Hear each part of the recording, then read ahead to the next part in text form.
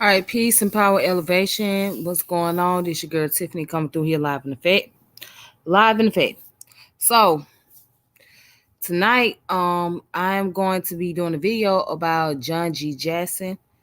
John G. Jackson was a scholar. He was a historian, and he worked alongside with Dr. John Henry Clark and Dr. Ben. Okay, he written a lot of books about Egypt, Ethiopia, and he wrote about atheism because that was his belief. So I just want to present this information tonight on Black History Month. You know, we still in Black History Month, okay? Right? All right, so let me go ahead and share my screen. All right, so I'm going to show you a picture of John G. Jackson. This is the picture of John G. Jackson, right? The elder. That's a picture of him. Okay. And let me share another screen. Let's go ahead and let's get started into his biography. So there was not much information I could really find on John G. Jackson, and I don't have any of his books. I only have like one PDF. Okay.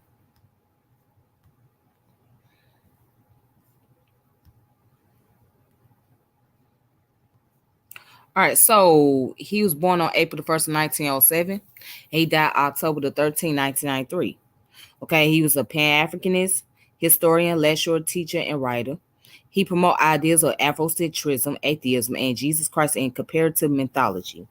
Okay, so his early life, he was born in Aiken, South Carolina, and he was raised as a Methodist. At the age of 15, he moved to Harlem, New York, where he enrolled in Stuyvesant High School.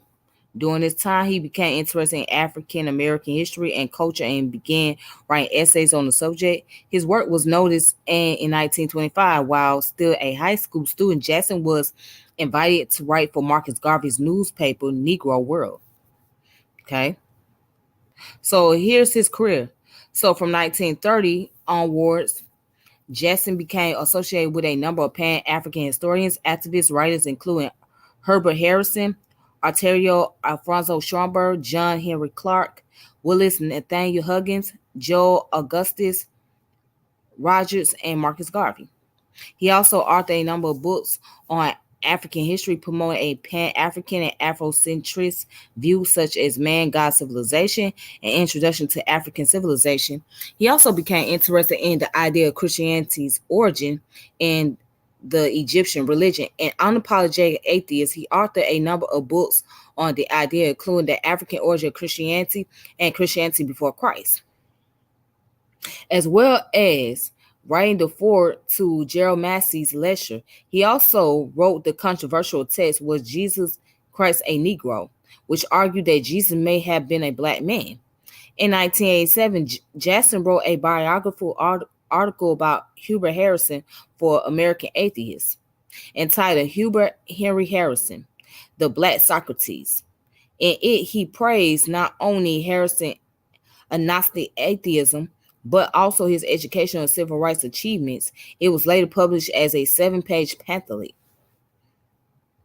Then it goes on to say that Jackson had previously lauded Harrison and other black atheists of Harlem in a 1984 speech at the American Atheist National Convention entitled The Black Atheists of the Harlem Renaissance. Okay, so during the 5 decades that he lived in New York, Jackson lectured at the Robert G.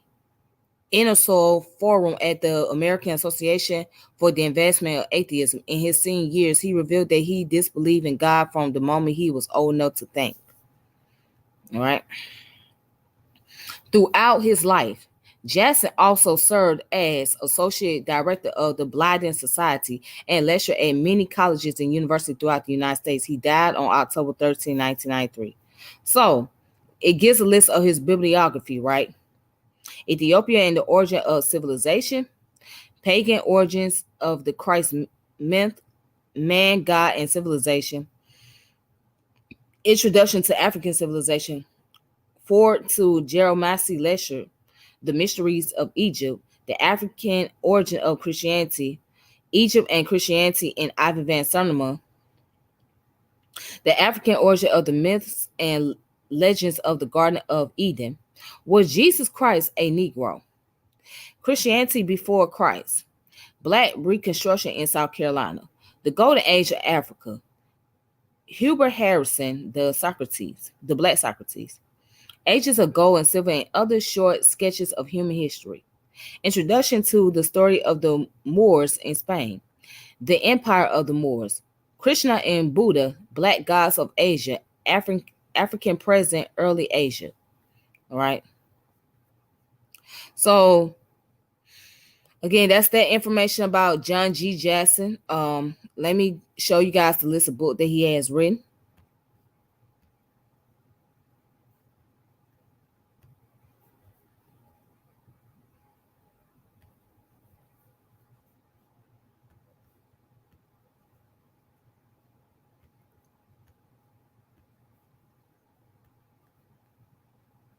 Mm-hmm.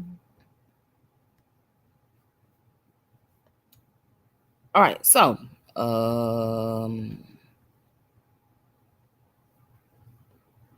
okay, so this one's Christianity Before Christ, Introduction to African Civilizations, Ages of Gold and Silver and Other Short Sketches of Humans, Voices of the New West, John G. Jackson and his life, his life and time, right?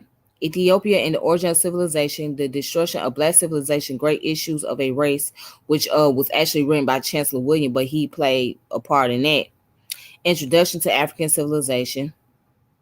All right, so yeah, so those are the main books that he has written throughout his lifetime. Okay.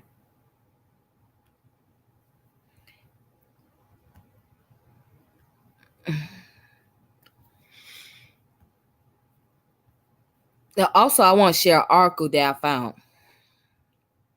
Now, I happened to find this in a Discord. Shout out to CK the Poet. She happened to post this up in a Discord.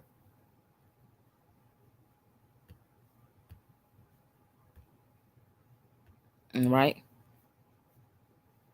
So this with atheism. All right. So it's called The American Atheist. All right. A Journal of Atheist News and Thoughts.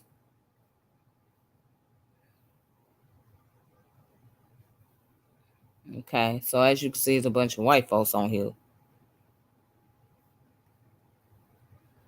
All right. So it says that was a convention they had in 84, 14th Annual National Convention of America Atheists, Lexington, Kentucky, from April 20th to the 22nd, 1984.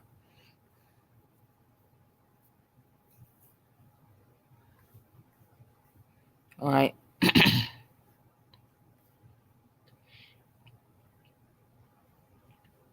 Let's see. Okay, so the Black Atheists of the Harlem Renaissance, right? And it's on page 18. So let me go down here. Let me scroll down. Well, before I scroll down, let me just kind of like look at the introduction. Okay, so they say the American Atheist is a nonprofit, non-political educational organization dedicated to the complete and absolute separation of state and church. We accept the explanation of Thomas Jefferson that the First Amendment to the Constitution of the United States was meant to create a wall of separation between state and church. So they say American atheists are organized to stimulate and promote freedom of thought and inquiry concerning religious beliefs, creeds, dogmas, tenets, rituals, and practices, to collect and disseminate information, data, and literature on all religions and promote a thorough understanding of them, their origin, and histories. To encourage the development and public acceptance of a human ethical system, stressing the mutual sympathy, understanding, and interdependence of all people, and the corresponding responsibility of each individual in relation to society. So, to develop and propagate a culture in which man is the central figure who alone must be the source of strength, progress, and ideals for the well being and happiness of humanity, to promote the study of the arts and sciences and of all problems affecting the maintenance, perpetuation, and enrichment of human and other life. Okay, to engage in such social, educational, legal, and cultural activity as will be useful and beneficial to members of the American atheists and to society as a whole. Okay. Um, so it says atheism may be defined as the mental attitude which unreservedly accepts the supremacy of reason and aims at establishing a lifestyle and ethical outlook verifiable by experience and the scientific method, independent of all arbitrary assumption of authority and creeds. Materialism declares that the cosmos is devoid of immanent conscious purpose, that it is governed by its own inherent, immutable, and impersonal laws, that there is no supernatural interference in human's life, that man, finding his resources within himself, can and must create his own destiny. Materialism restores to man's oh, excuse me, let me start that again. Materialism restores to man his dignity and intellectual integrity. It teaches that we must prize our life on earth and strive always to improve it. It holds that man is capable of creating a social system based on reason and justice. Materialism, but materialism faith is in man and man's ability to transform the world culture by his own efforts. This is a commitment which it is in very essence life asserting. It considered the struggle for progress as a more obligation and impossible without noble ideas that inspire man to bold creative works. Materialism holds that humankind's potential for good and for an outreach to more fulfilling cultural development is for all practical purpose unlimited. Okay. So, and this was their membership back in the day. Okay, so they had a life membership, $500, sustaining membership, $100 a year, $50, $40 for individual senior / unemployed membership, $20 a year, and student membership ID, $12 a year. Okay. So let's see the session where Dr. John Jackson written.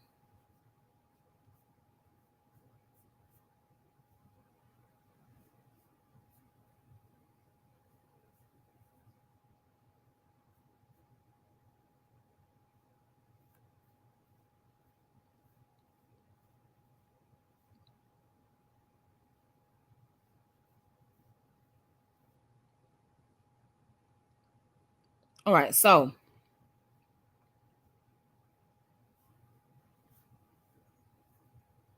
right down here it says the Black Atheists of the Harlem Renaissance from 1917 to 1928. All right. By John G. Jackson. Okay.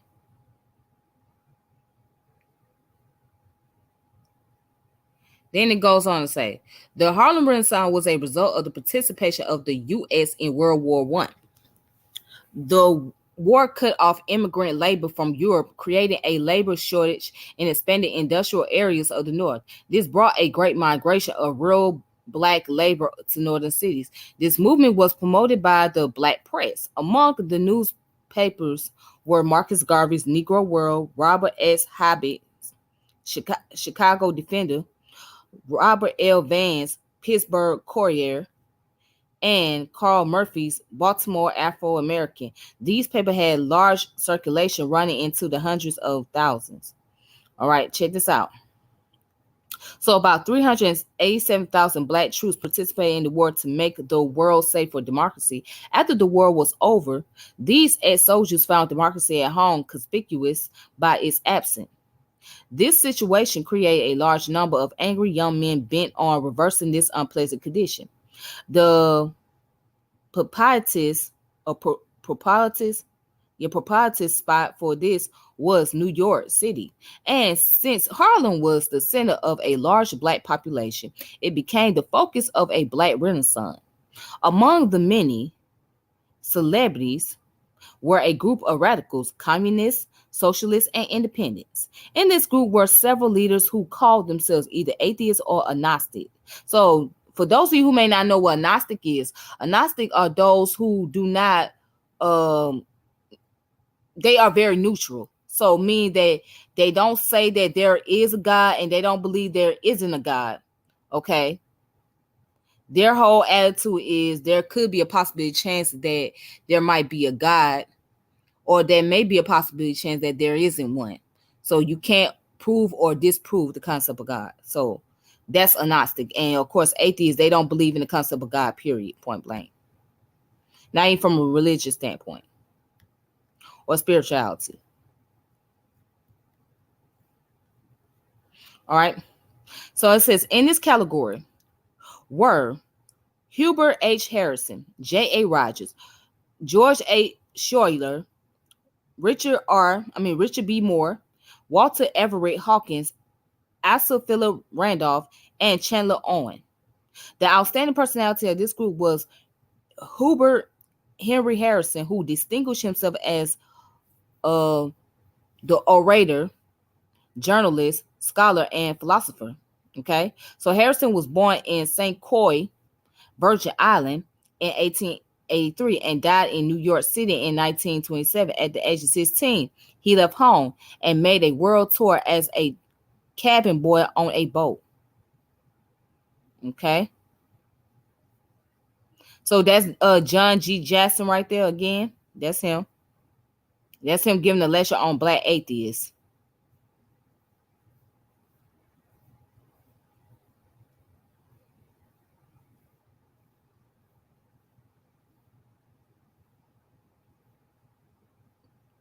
All right, and then it goes down and says, landing in New York a year later, he worked on routine jobs by day and attended school at night. Shortly afterwards, he became a special foreign language clerk in the post office for 4 years. In his spare time, since he could not afford to attend college, he educated himself reading widely in fields of anthropology, sociology, philosophy, science, literature, and drama. He joined the Socialist Party and for many years was one of the most influential leaders of that organization. He was also an organizer for the Industrial Workers of the World, a militant labor organization of the early part of this century. Okay. Harrison was a champion of the underprivileged at all times and places. Besides defending the constitutional right of his own group, he advocated Irish home rule and the independence of India and China. He wrote extensively for such left-wing and anti-religious periodicals as The Truth Seeker, The Call, The Masses, The Modern Quarterly, and The New Republican. At the age of 24, Harrison was writing books reviews for the New York Times. He also wrote articles and reviews for the New York Sun, Tribune, and World. All right, so for 4 years, he was editor of the Negro World, a paper with a circulation of about 200,000 copies per week. He was also an assistant editor of the Masses for 4 years. As a orator, Harrison talked wherever he could find an audience. He lectured day and night at colleges and universities, on street corners, public libraries, YMCAs, as an outdoor lecturer. Harrison spoke frequently at Columbus Circle and from steps of the U.S. Treasury directly across the street from J.P. Morgan and Company at the New York Stock Exchange. On September 11, 1922, the New York Times reported that Hubert Harrison, an eloquent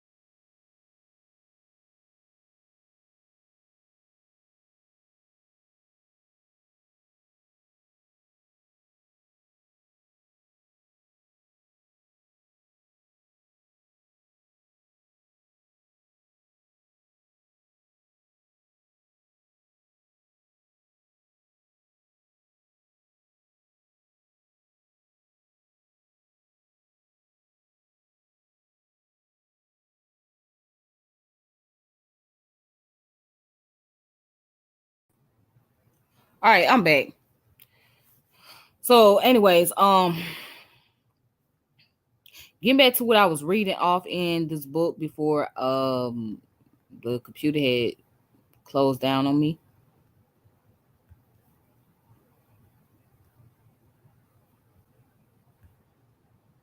Okay. So it says here, right? On this occasion he spoke to an audience of about 11,000 listeners. The police department had to rope off the area and stop all traffic at the corner of Wall and Broad Streets, right? So in this case, he spoke about Hubert Harrison. He said Dr. Hubert Harrison never used any notes. He could discourse learnedly on the theory of evolution and quote long passages from the works of Darwin, Huxley, and Herbert Spencer. I recall attending a street corner meeting in Harlem where Harrison was discussing the ancient history of Egypt. He recited a brilliant passage from Winwood Reade's Great World History, the martyrdom of man, which is cited below. There is a land where the air is always tranquil, where nature wears always the same bright yet lifeless smile, and there, as in a vast museum, are preserved colossal achievements of the past. Let us enter the sad and silent river. Let us wander on its dusky shores. Buried cities are beneath our feet. The ground on which we tread is the pavement of a tomb. See the pyramid soaring to the sky, with men like insects crawling round their base, and the Sphinx couched in vast repose, with a ruined temple between its paws. Since those great monuments were raised, the very heavens have been changed. When the architects of Egypt began their work, there was another polar star in the northern sky, and the southern cross shone upon the Baltic shores. How glorious are the memories of those ancient men whose names are forgotten, for they lived and labored in the distant and unwritten past. Too too great to be known, they sit on the height of centuries and look down on fame. The men are dead and the gods are dead. Not but their memories remain. Where now is Osiris, who came down upon earth out of love for man, who was killed by the malice of the evil one, and rose again from the grave and became the judge of the dead. Where now is Isis, the mother with the child Horus on her lap? They are dead. They are gone to the land of the shades. Tomorrow, Jehovah, you and your son shall be with them. There was a town named Heliopolis. It had a college garden and a willow hanging over the fountain of the sun. And there the professors lecture and discuss on the Trinity God and the creation of the world and the serpent, evil, and the tree of life, and on chaos and darkness and the shining stars, and there the stone quadrant was pointed to the heavens, and there the laboratory furnace glowed. And in that college, two foreign students were received and went forth learn in its lore. The first created a nation in Egyptian style. The second created a system of ideas. And strange to say, on Egyptian soil, the two were reunited. The philosophy of Moses was joined in Alexandria to the philosophy of Plato, not only by Jews, but also by the Christians, not only in Philo Jadis, but also in the Gospel of St. John.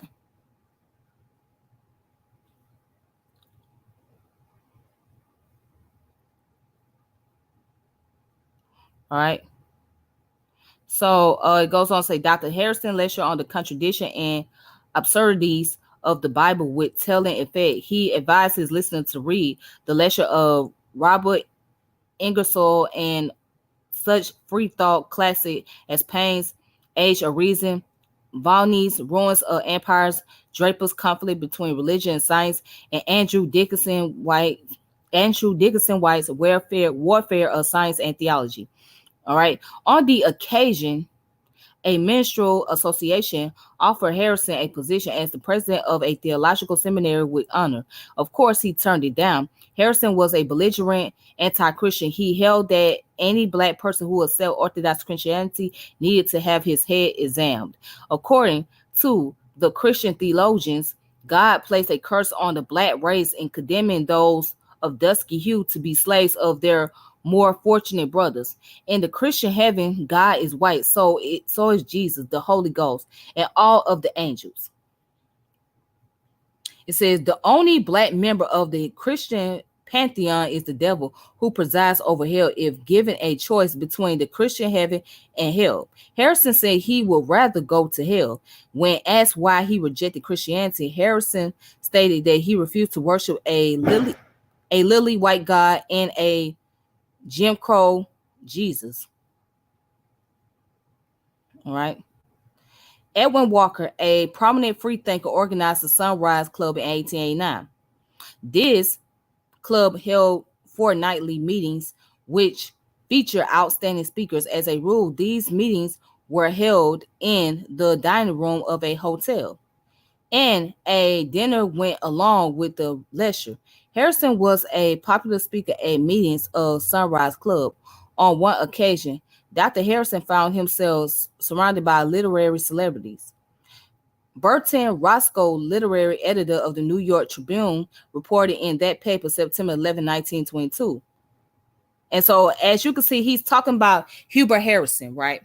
And Hubert Harrison was an influence of Marcus Garvey at the time when Garvey first came to America. He was one of the first people that gave Garvey a platform to be able to speak and to be able to hold lectures and things like that. He was one of the first to do it. Okay. Because Garvey's whole intention was really to meet Booker T. Washington, but Booker T had passed by the time he got here. So he ran into Hubert Harrison, who was his mentor. Let me go ahead and continue.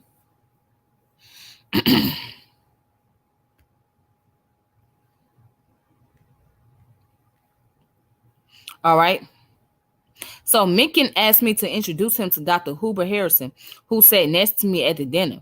And very soon, Dr. Harrison was the center of the most serious discussion of the evening. For Theodore Dressler, Haywood Braun, and Linwin Lewison, Charles Hanson Town came over for the pleasure of talking with the distinguished Negro. All right.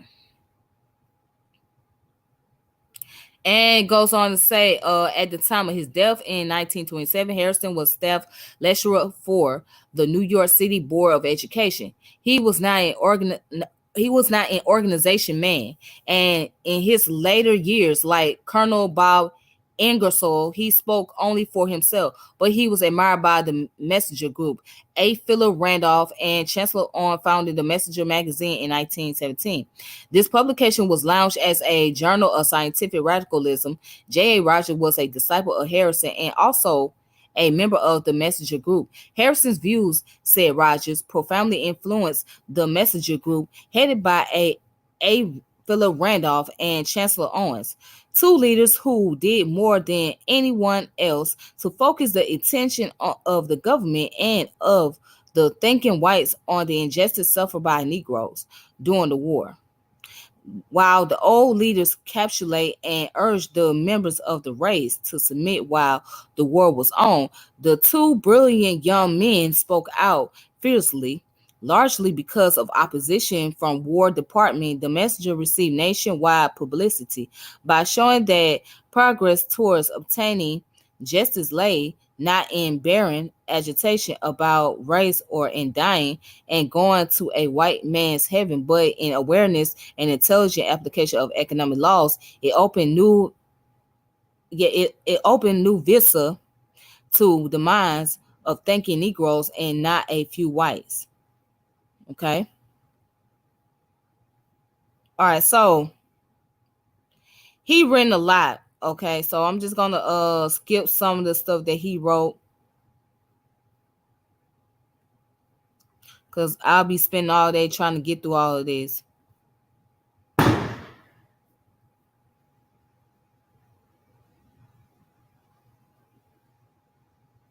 Okay. So, all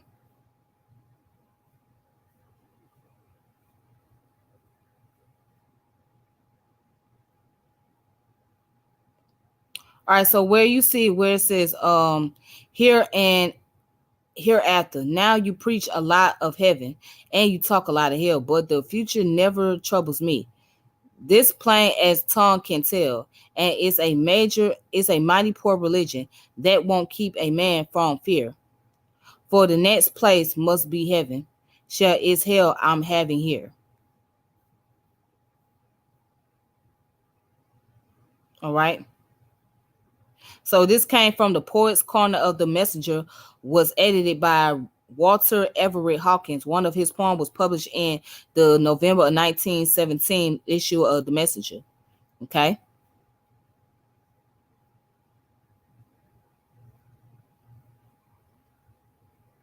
And it goes on to say, some years ago, the Truth Seeker offered a prize for the best letter on the topic, Why I Became an Atheist. The prize winning letter was written by Walter Everett Hawkins under his pen name, Galtero Cornales. So he used a Spanish name.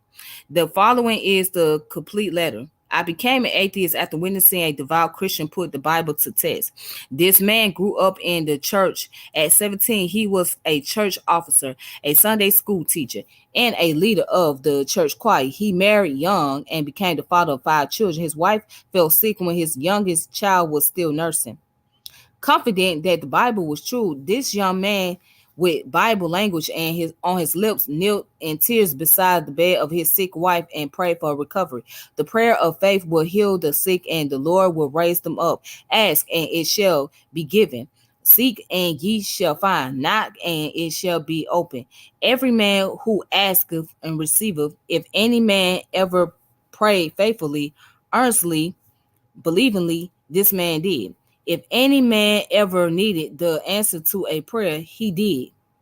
His young wife died, leaving him brokenhearted with 5 young children, all mer babies. I was a member of the same church and was an eyewitness to this incident. I knew this man to be as sincere as any man can be. He helped to convert others and persuade them to join the church. His prayer and faith meant nothing whatsoever. Mm. And it goes on to say, this incident convinced me that the Bible is false, that prayer is wasted, and that no God exists. At once, I became an atheist and at once experienced for the first time the feeling of being a man, feel and unafraid. Shortly after this, I discovered Thomas Paine's Age of Reason and later a copy of The Truth Seeker. My atheism was strengthened and confirmed. It is now my most treasured possession. I will never surrender it. Most of the messenger group were originally socialists, but some of them, like Owen and Schroyer, became disillusioned and wound up in the capitalist camp. Chandler Owen had a brother who was a custom tailor with his own shop in Columbia, South Carolina. The business failed, and Toussaint Owen was urged by his brother to come to New York and seek work in one of the union shops controlled by the socialists. Chandler Owen used his influence to obtain a job for his brother in a socialist dominated union, but the union could not admit a black tailor as a member. From a dedicated socialist, Chandler Owen became a confirmed capitalist. He left New York, went to Chicago, where he became a successful businessman. During the Harlem Renaissance, there were other men of eminence who held unorthodox religious opinions but were not avowed atheists. The famous novelist and poet Claude Mcclay became a free thinker at the age of 11. In his declining years, he joined the Catholic Church. Dr. James Weldon Johnson, a man of many talents, was a journalist, poet, and diplomat and a university professor of creative literature. In his autobiography, along the way, he confessed that religion meant nothing to him. He could neither prove the existence or the non-existence of God. So he concluded that he was an agnostic.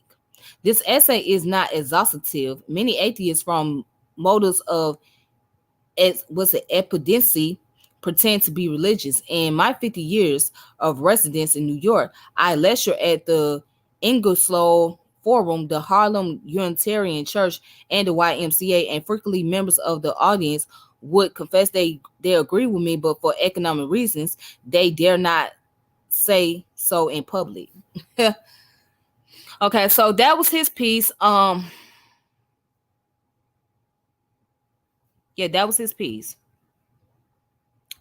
So as you can see, Dr. Jackson, right? Mr. Jackson, he was an atheist. So although he written books about Egypt and also the origin of Christianity, he was a devout atheist. He was very devoted to that. So black atheism has been around for a long period of time.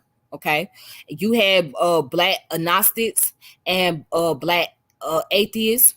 Okay, that was in the same room with each other. So he was inspired by Hubert Harrison, who was an atheist himself, obviously, and many others. Okay, so and eventually, W.E.B. Du Bois became an atheist later on in his life. So Dr. John Jackson said there was no need for him to believe in God because he understood God from the concept of man being responsible for his own action and taking pride. So this is an interesting piece. You know what I'm saying? So, atheism get frowned upon in the black community. So if you ever say that you're an atheist, that get looked down upon, right? If you was ever to say that you was a Gnostic, that looks down upon in the black community. So because it's like you shouldn't be no atheist, you should believe in something, or a Gnostic, you should have some type of belief. Okay. But there's been this ongoing thing between atheism and those who are in the religious schools of thoughts, right? And how people go about using science or scientific approach instead of using science as a way to bring about scientific knowledge and education, but science has been used as a way to juxtapose someone's belief, right? Support somebody's belief system. You know what I'm saying?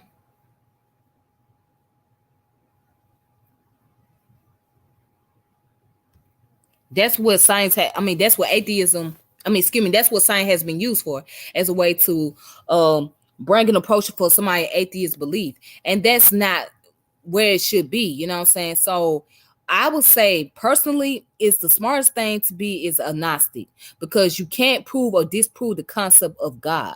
You know what I'm saying? So you can just only have question. You know what I'm saying? You just only know that you exist and there is a universe, or there is a nature, or there is a conscience, but you don't know exactly if there is an actual God that's behind this force called the universe. You don't know. All right. So it's a smart thing. The smartest thing to be is agnostic. At least you could say I can't prove or I can't disprove. You know. But yeah, that's that information that I have about John G. Jackson. I don't have any more information on him. I don't have any more books on him.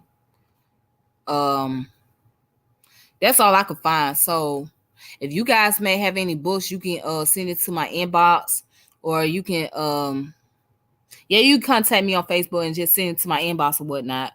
Or if you're on the Discord, like if you on any of the Discords and you guys got books on John G. Jackson, just let me know. All right. But anyways, that's all I have to say for tonight. Oh, for right now. Because I may come back on here later on. Okay. Depends on how everything goes. But until then, you guys be safe. All right. Be careful. And I will reconnect with you all. So peace and power elevation. Thank you for tuning in and supporting my channel.